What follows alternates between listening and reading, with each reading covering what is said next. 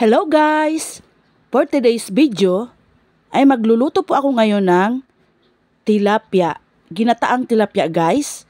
At kung nakikita nyo guys, meron na po ako dyan ng bawang, sibuyas, kamatis, luya, magic, sile, paminta at meron din na dyan ang suka. Ayan guys, ginayat ko na lahat. Nilagay ko na sa kawali at isusunod ko na dyan ang tilapyang isda. Isa din to guys sa paborito kong isda, ang tilapia. Kahit yung anak ko, paborito din niya itong tilapia. Lalo na pag pritong tilapia. Paborito talaga nila yan. Kahit yung asawa ko, ang gusto lang nila prito. Pero ngayon, kasi sawaan na prito, ilang araw na kaming laging nagpiprito. Sabi ko, maggata naman ako ngayon ng tilapia. At ayan guys, naglagay na nga ako dyan ng paminta. 2 plastic lang na paminta. Yung tig-pipiso guys sa tindahan. Kasi gusto ko talaga yung maraming paminta. Mabuti nga guys, meron ng isda na naman ngayon na tilapia sa market. Kasi ilang araw na walang tilapia sa market. Ayan guys, naglagay na din ako dyan ng MSG at asin.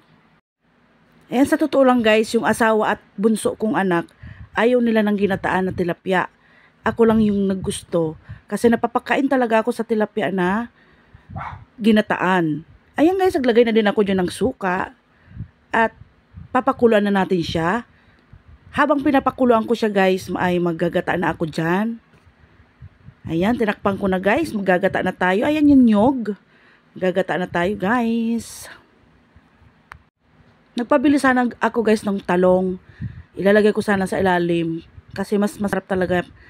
May gulay naman sana. Kaso wala guys. Hindi kasi ano ngayon na naman hindi naman araw ngayon ng palengke.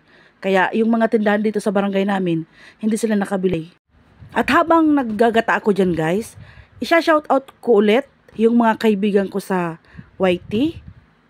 Si The Mimi's Channel, si Bishi Lance Vlog, Ate Riza, Inakav Fam, si Madam Alma Prior Vlog, si Jairus Vlog, si Nat Rider Vlogs, si Mr. Rohel Julianos, si Sisi Koy Ann Mix TV. Si Sisi Koy Ann Mix TV guys, taga dito yan sa Bicol. Pero medyo malayo naman yung kasi sila Naga, kami naman dito sa Pasakaw. Kung ibibiyahe namin yung papuntang Naga, mag-iisang oras yung biyahe. Pero mag-iisang oras lang kung halimbawa may dala kang sasakyan. Pero kung magko-commute ka, lampas 1 oras pa nagbibiyahe kang papuntang Naga. Yun nga, yung sa isang vlog ko nga, nakita nyo, bihira kami pumunta talaga ng mall kasi medyo malayo-layo dito sa amin. Pumupunta lang kami doon guys. Pag halimbawa may bibilhin kami na mga importanteng bagay na halimbawa wala dito sa bayan namin, kaya doon kami nagdadayo sa city ng Naga City. Ayun, sa kasi pala guys, si Madam Alma, sa kasi Jairus Vlog, yan, taga Bicol din yan, mga kababayan ko din yan. Kaya mga kaibigan ko sa YT, maraming salamat sa inyo guys. Thank you talaga ng marami kasi nakilala ko kayo dito sa YouTube. Mega love shoutout sa inyong lahat guys, sa aking mga kaibigan at sa aking mga hindi ko pa nabanggit na mga kaibigan ko sa YT. Next time na lang siguro kung kayo i-shout out. Ayun guys, tapos na pala ako maggata dyan at meron na akong kakanggata. Yan, binuksan ko na ang aking tilapia. Tinignan ko dyan guys kung gusto ko kasi guys yung sa pag naglaano ako ng isda. Gusto ko ubos na yung sabaw niya. Gusto ko ilagay talaga yung kakanggata pag wala ng sabaw para siguradong malinamnam, di ba? Ayan guys, naglagay ako ng sile para may kunting kick. At nilagay ko na din yung kakanggata kasi nag-ubas na siya. Kumbaga, wala na yung sabaw niya. Ayan. Sobrang sarap niya guys. Talaga, promise. Pero hindi ko na pinakita sa inyo pag mukbang namin. Kasi, ang haba na din ng oras. Tamang-tama lang to. Nakakapanglaway na siya guys. Habang niluluto ko nga siya.